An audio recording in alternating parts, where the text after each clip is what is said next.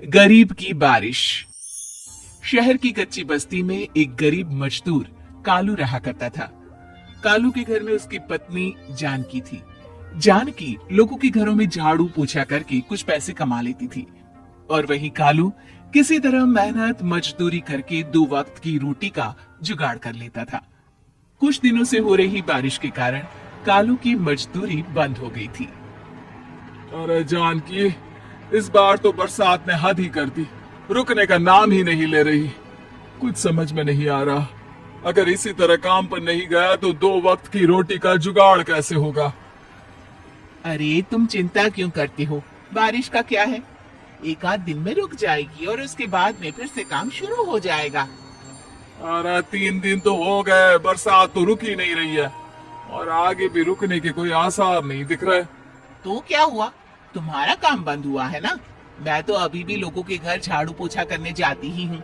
मेरे पगार से कुछ दिन तो निकल ही जाएंगे। अरे घर का खर्चा तो हम किसी तरह चला लेंगे जानकी, लेकिन ये जो छत टपक रही है इसका क्या करेंगे। ये बात तो आपकी सही है।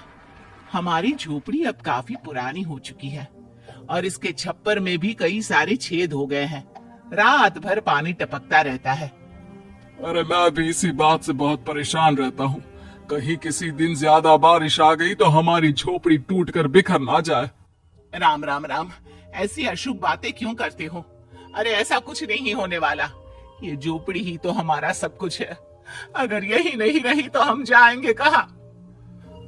ठीक है जानकी, जब तुम्हारी पगार मिल जाएगी तो कुछ पैसे बचाकर झोपड़ी के छप्पर की मरम्मत करवा लेंगे, शायद हमारी परेशानी कुछ कम हो जाए।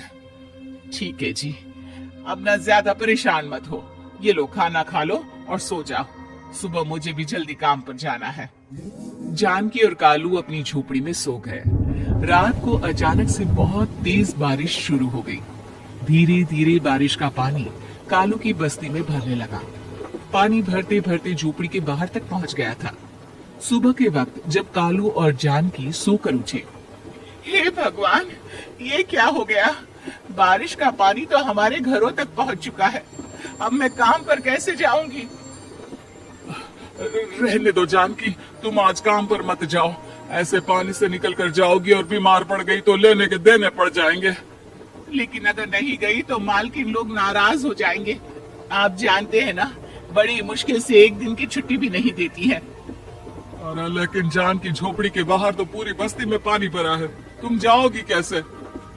जानकी जैसे तैसे करके काम पर चली जाती है, लेकिन अगले दिन फिर से बहुत ज्यादा बारिश होती है और बस्ती में ज्यादा पानी भर जाता है।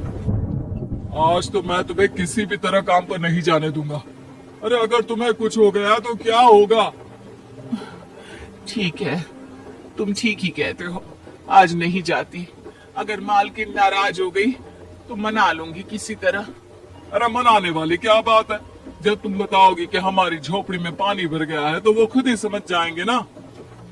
अगले 2 दिन तक तेज बारिश होने की वजह से जानकी, कालू और आसपास की बस्ती में रहने वाले सभी लोगों के घरों में पानी भर जाता है, जिसकी वजह से जानकी काम पर नहीं जा पाती।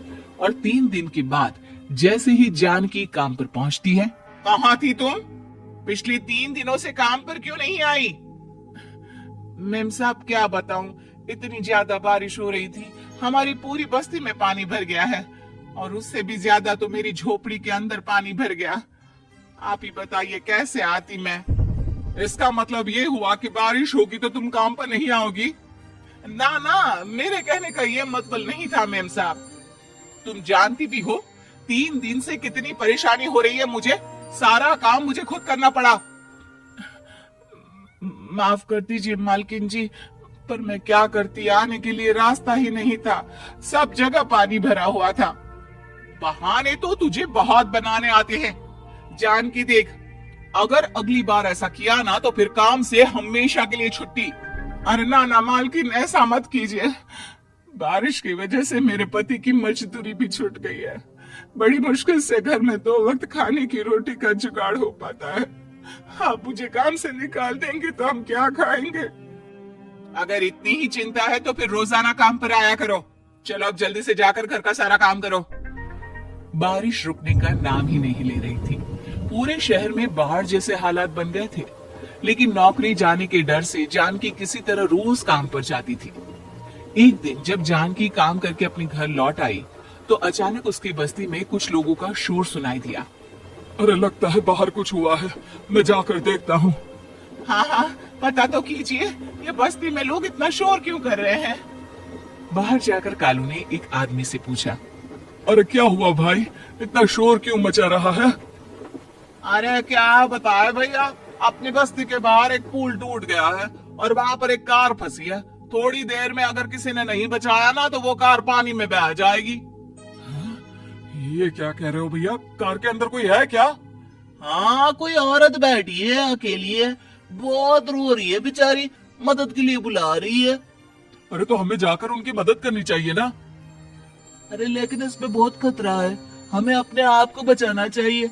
पानी कभी भी हमारी बस्ती की तरफ आ सकता है। अरे तुम्हें नहीं चलना तो मत चलो, लेकिन मैं तो जाकर उस औरत की मदद जरूर करूंगा।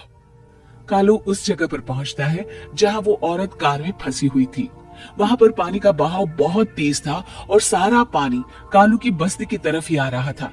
कालू ने एक बड़ी सी रस्सी को पेड़ से बांध दिया और दूसरे सिरे को कार की तरफ फेंक दिया और उस औरत को रस्सी के सहारे बाहर आने के लिए कहा। तभी वहां जानकी भी दौड़ती हुई आई। अरे ये तो मेरी मालकिन है, जिनके यहाँ मैं काम करने जाती हूँ। अरे मैडम जी, आप डरिएगा मत, आपको कुछ नहीं होगा। आपकी गाड़ी को भी मैंने रस्सी से बांध दिया है। थोड़ी देर में पानी का बहाव कम हो जाएगा, फिर हम आपकी कार को भी बाहर निकाल लेंगे। क्या तुम जानकी के पति हो? हाँ, जानकी मेरी ही पत्नी है, आपके यहाँ काम करती है ना।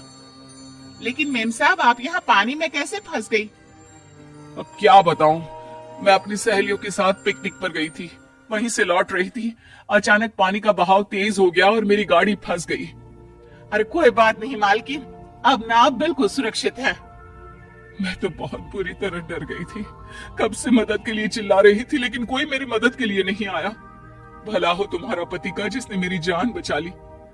लेकिन जानकी, मैंने तुम्हारे साथ बहुत गलत व्यवहार किया। इतने खराब मौसम और बाढ़ में भी तुम्हें काम पर आने के लिए कहा, नौकरी से निकालने की धमकी भी दी, और तुमने मेरी जान बचाई। मुझे माफ कर दो। अरे कोई बात नहीं मालकिन, आपकी जान बचाना तो हमारा धर्म था। देखो जानकी, तुम्हारी झोपड़ी में जो भी नुकसान हुआ है उसके लिए मैं तुम्हें पैसे दूंगी। आज तुम्हारे पति ने मेरी जान बचाई है और आज के बाद मैं तुम्हें कभी भी नौकरी से निकालने की धमकी नहीं दूंगी। आज मैं तुम्हारी परेशानी को अच्छी तरह समझ चुकी हूँ। हम जैसे पैसे वाले लोगों के लिए अपने घर में बैठकर बारिश का मजा लेना बहुत आसान है, लेकिन तुम गरीब लोगों के लिए बाढ़ और बारिश काफी परेशानी खड़ी कर देते हैं। ये बात मुझे आज अच्छी तरह समझ आ गई है। आपका बहुत बहुत धन्यवाद मालकिन।